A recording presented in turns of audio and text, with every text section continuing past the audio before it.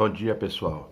Quero agradecer a todos vocês por até aqui ter nos ajudado, ter acompanhado as nossas videoaulas e dizer para vocês que estamos reformulando o nosso projeto e essa daqui será a última videoaula.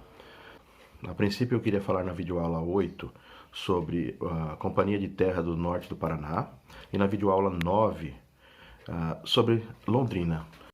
Entretanto, pensando melhor, eu reelaborei essa videoaula fazendo a união das duas, unindo a Companhia do Norte de Terras do Paraná e Londrina, porque é tudo praticamente uma sequência só. E assim a gente já terminava o nosso projeto. Nesta videoaula vamos falar sobre o café, uma breve história da cidade de Londrina, e temos como objetivo nesse plano de ação entender o processo de loteamento de terras para o cultivo do café no norte do Paraná e, em particular, o trabalho da Companhia de Terras do Norte do Paraná. Ressaltar os processos de violência e exclusão dos caboclos e índios na reocupação das áreas do norte do Paraná e apresentar também a cidade de Londrina, eleita a capital mundial do café, e o seu desenvolvimento. Vamos lá.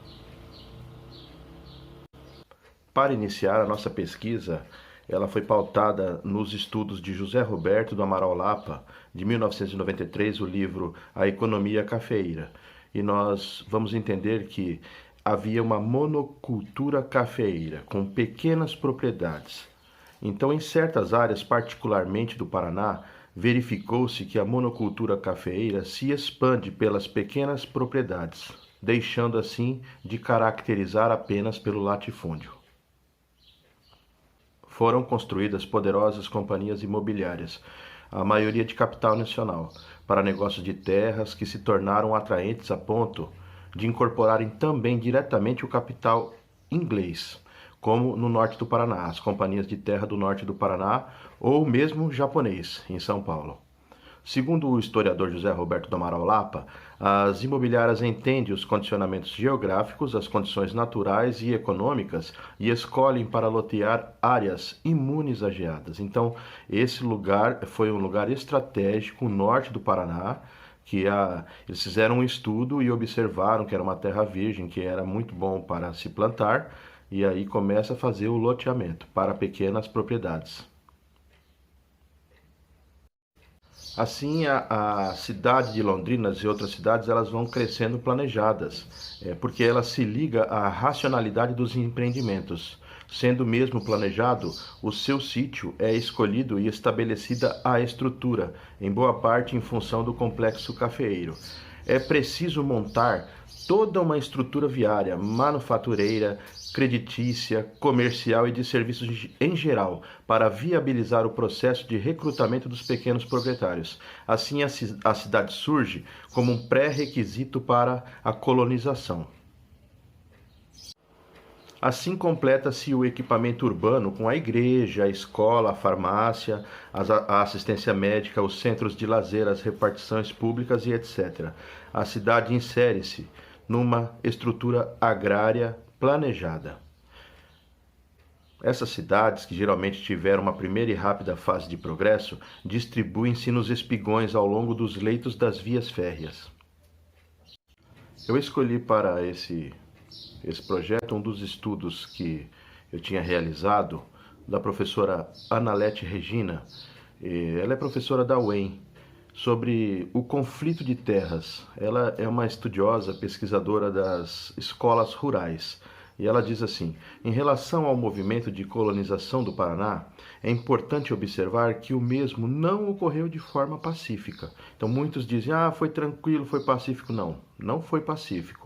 Resultou em graves conflitos de terras, motivados pela especulação financeira e pela grilagem, impondo a necessidade de criação da chefatura de polícia, a partir do desmembramento da Secretaria do Interior, Justiça e Segurança Pública em 1948. O professor Nelson Dácio Tomasi, ele diz que houve uma reocupação de terras. Então, Londrina, ela foi uma cidade fundada, mas ao mesmo tempo ela foi reocupada, porque já havia quem estivesse nessa terra. Então, a simples enunciação da expressão norte do Paraná faz aflorar um conjunto de ideias e imagens identificadas com progresso, civilização, modernidade, colonização racional, ocupação planejada e pacífica, riqueza, cafeicultura, terra roxa, pequena propriedade, terra onde se trabalha, pioneirismo, etc. Só que observe só o que ele diz também. É um discurso construído ao longo de todo o século XX, mas principalmente entre os anos 30 e 50, 1930 e 1950, procurando criar uma versão do ponto de vista de quem domina. Então, existe um ponto de vista, mas é daquele que domina, para o processo de reocupação desta região. Este conjunto de ideias e imagens aparece na maior parte dos textos, acadêmicos ou não, como se fosse um dado, uma explicação inquestionáveis. A violência e a exclusão são os processos sociais mais silenciados, na medida em que se apresentam o sentido da reocupação e os objetivos da ação do capital na busca de novas terras. Alguns estudiosos se utilizam desse conceito de manipulação da memória coletiva, escrito pelo Legoff, o historiador Legoff, Jacques Legoff. Então, o que Legoff diz? Tornar-se senhores da memória e do esquecimento é uma das grandes preocupações das classes, dos grupos, dos indivíduos que dominaram e dominam as sociedades históricas. Os esquecimentos e os silêncios da história são reveladores desse mecanismo de manipulação da memória coletiva. Então, inclusive, os silêncios são reveladores. É o que diz Jacques Legoff. Pessoal, eu quero aqui fazer um exercício para que a gente compreenda um pouquinho a questão do ponto de vista. Eu tenho aqui em minhas mãos um objeto, ele é um objeto de decoração de nossa casa, é um pote, uma vasilha, né, de parafina, e tinha 4 palavras, fé, amor, esperança, cada lado uma palavra, né? E eu coloquei aqui esse esparadrapo improvisado para mostrar aqui para vocês que esse é o mesmo objeto, só que com alguns pontos de vista diferentes. Por exemplo, aqui, ó, o ponto de vista do historiador. Então, o ponto de vista do historiador, ele pode ver esse mesmo objeto de vários ângulos, certo? Aqui, ó, o ponto de vista do Estado, do governo, né, das políticas públicas, né? Eles também têm que mostrar, olha, é assim, mas nem sempre é parecido com esse ponto de vista dos pioneiros, dos desbravadores que vieram aqui, que desbravaram a terra, que tiraram as árvores, que planejaram, que fizeram o loteamento, que expulsaram os indígenas, que expulsaram os caboclos, que houve uma violência, né? Muitos dizem que não, foi uma maravilha. Não, não foi uma maravilha não. Houve violência, processos violentos contra quem já ocupava essa terra. Então, Londrina foi reocupada do ponto de vista do historiador. E também aqui, ó, os indígenas e os caboclos, o ponto de vista deles, a história contada do ponto de vista deles. Então, ou seja, o mesmo objeto, ele possui vários ângulos e vários pontos de vista, podendo ser observado de diversas maneiras. Então, a cidade de Londrina é isso, gente. Então, a gente tem que não só apenas a cidade de Londrina, mas qualquer objeto de pesquisa que nós venhamos a trabalhar, temos que entender que existe uma história. E de que lado você está dessa história? Você está do lado dos opressores? Você está do lado do progresso, do pseudo-progresso? Você está do lado dos oprimidos? Você está do lado da igualdade, da desigualdade?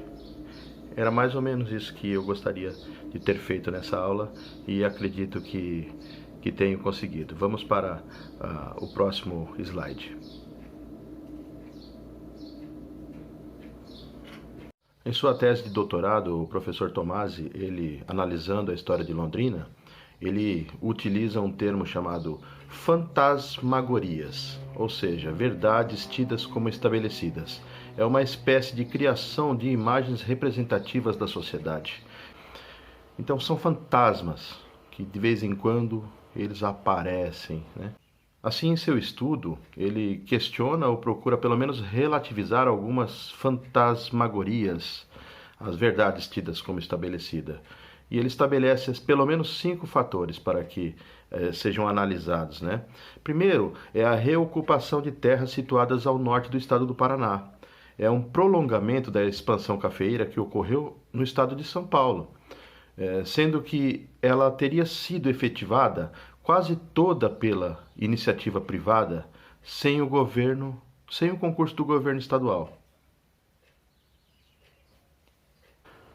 Em segundo lugar, ele diz que há uma identidade norte-paranaense, que possibilitaria a existência de uma clivagem norte-sul, onde os interesses dos agentes sociais envolvidos nas regiões seriam conflitantes. Em terceiro, ele aponta que a região estudo era um sertão despovoado e que foi necessária a presença de valorosos pioneiros para fecundar a civilização nessas matas virgens. Em quarto, o processo de reocupação ocorreu de forma pacífica, não havendo conflitos violentos, tornando-se a região em estudo a terra da promissão, a nova Canaã e o novo Eldorado para todos aqueles que para ela afluíram. E por último, há uma identificação entre o processo de reocupação da região norte do estado do Paraná com as atividades da Companhia de Terras Norte do Paraná, CTNP, que depois ela torna-se a Companhia Melhoramentos Norte do Paraná. Avançando um pouco nessa história para a década de 1950, por aí, em 1949 foi erguida uma casa de madeira na zona leste de Londrina, onde hoje é o atual aeroporto da cidade. E em 8 de abril de 1856 foi inaugurada uma estação de passageiros.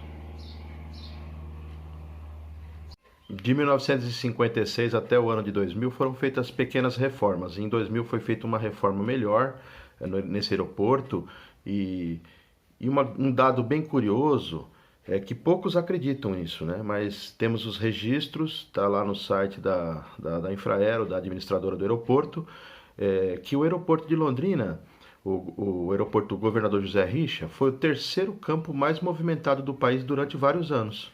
Entre o final da década de 50 e o início da década de 60, a região norte do Paraná se desenvolvia aceleradamente devido ao avanço do interior no café no país.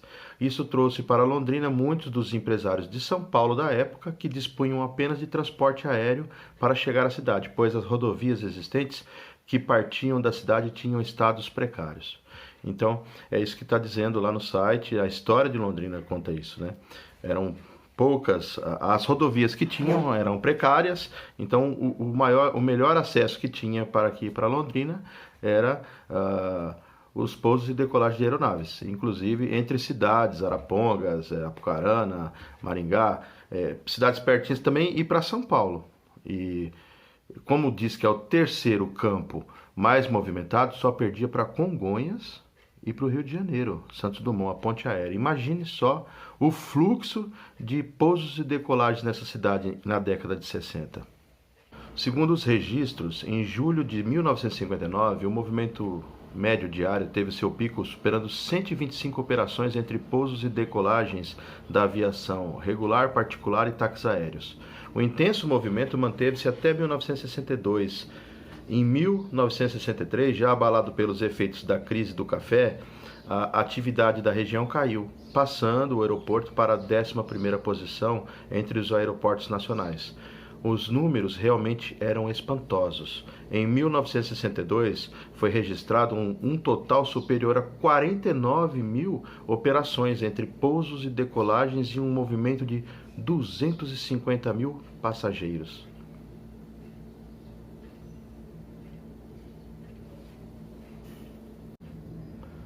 Londrina, ela ficou sendo conhecida como a Pequena Londres, a capital mundial do café.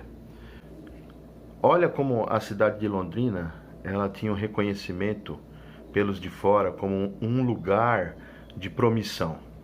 Ela foi reconhecida como a nova Canaã, a terra prometida que ao invés do leite e do mel, mana o café. Era o Eldorado do Ouro Verde. Então tem muitos lugares, tem o Cine Ouro Verde, tem vários lugares que tem bairros que chamam Ouro Verde aqui em Londrina. Então a pequena Londres, que com a riqueza e as suas luxúrias, segundo Benatti, torna-se La Petite Paris, a nova Babilônia. Então, evidentemente, era uma cidade planejada, construída, então tinha toda essa infraestrutura e automaticamente rolava muito dinheiro mesmo. E aí tinha também os prostíbulos eram importadas, né? Trazidas de fora do Rio, de São Paulo, de outros lugares, né? Mulheres para compor a vida noturna da cidade de Londrina. E é por isso que o escritor, o Benatti, ele diz que Londrina, ela torna-se La Petite Paris, a nova Babilônia. O meu desejo original era de ter ido dar um passeio pela cidade, mas não está muito fácil a situação de gasolina no país, está muito caro, R$6, R$7 o litro da gasolina, não deu para ficar passeando muito não. Então eu separei algumas imagens aqui da Companhia de Desenvolvimento de Londrina, dentre elas aqui a primeira imagem à esquerda superior é o Cine Ouro Verde, né, que foi criado lá na década de 50, a nossa rodoviária, um projeto do Niemeyer, também a Catedral, depois o Museu de Londrina do lado esquerdo, agora no meio o Autódromo, o Ayrton Senna, o Campo do Café, que eu já fui lá, fui torcer contra o Palmeiras lá, o Lago Igapó, também as praças japonesas, a primeira capela é uma réplica dessa primeira capela da cidade de Londrina, aqui no canto inferior esquerdo, essa primeira de madeira, de 1934, é uma réplica, tá? E na sequência aí o Jardim Botânico, né? Muito bonito, já passei lá algumas vezes, né? Sempre levo as pessoas que vêm aqui, meus amigos, meus familiares, passear nesse lugar e tá cada vez ficando melhor, né? Tá em construção ainda porque tem muita coisa a ser feita ali. E também a antiga rodoviária, e essa última foto aqui é uma foto da praça em frente ao aeroporto, uma praça japonesa também. É isso aí, pessoal, eu espero que você que tem acompanhado todas as nossas videoaulas dê o seu clique, né, comente aí as nossas videoaulas, inclusive essa, né? E eu creio que temos cumprido o nosso objetivo, que é termos falado sobre o processo de loteamento de terras aqui no norte do Paraná e também falar sobre a violência e a exclusão dos caboclos e índios durante a reocupação das áreas do norte do Paraná e apresentar a cidade de Londrina, a capital mundial do café e o seu desenvolvimento. Eu creio que temos acabado o nosso projeto e só tenho muito a agradecer você mesmo, né? Muito obrigado por ter acompanhado, por ter interagido, por ter nos falado algumas coisas, né? Dado dicas, foram preciosas, inclusive até para melhorar a nossa comunicação, mesmo diante dos poucos recursos que nós temos e enfim, né? Lutamos e conquistamos e fizemos aquilo que era proposto. Muito obrigado a todos.